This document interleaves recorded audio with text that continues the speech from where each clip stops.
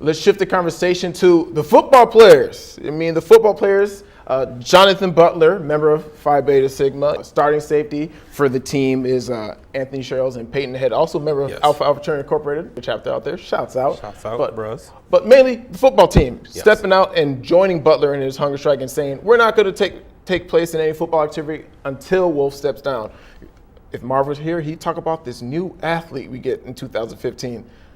Thoughts on the team, taking that kind of a stance? I think that was amazing. For the first time, you got to see the power that student athletes have, and you got to see them exercise this power. And just to go along and to piggyback, look at the coaches to support their players. For sure. That's really huge. Oftentimes you'll see coaches stifle the growth or social media, like activism, things like that. But the coaches stood behind their players 100%. I like what they're doing down there at Mizzou.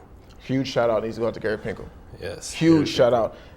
When we discussed what happened with Steve Sarkisian, all the stress for being a coach, the pressure to win, for him to say, you know what, go ahead, I'm behind you completely. It seemed like the whole university was behind them. Yes. And we saw what happened when everyone joins together for a cause. It's crazy, Deron, when you see something that's not right. Yeah. Instead of everyone just sitting back and letting it happen, everyone comes together and we see real change. Absolutely.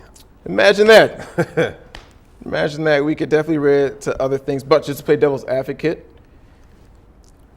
And it was someone who didn't want to be named who said that had the team been, 7-0, 8-0, he doesn't think the team would have went on strike, a member on the team. Do you see them actually going through with this? Had they been in the running, for a college football playoff? I absolutely do, because if you looked at the factor of what's going on, they play BYU this weekend, and that's a big money maker. So to stand up there, you're talking about kids that are potentially going to be drafted, that a game not played hurts their draft stock, which, could be just as important as a 7-0, 8-0 start. So I do think that we would have seen the same consequence, and I think it would have been a lot sooner, actually, if it had been that record. Now, athletes are a little isolated from the rest of the general student population. True. And while I'd love to believe that they still would have taken this stance, in this day and age with the college football playoff every Tuesday, you want to know if you're in, you're trying to win that nice little trophy.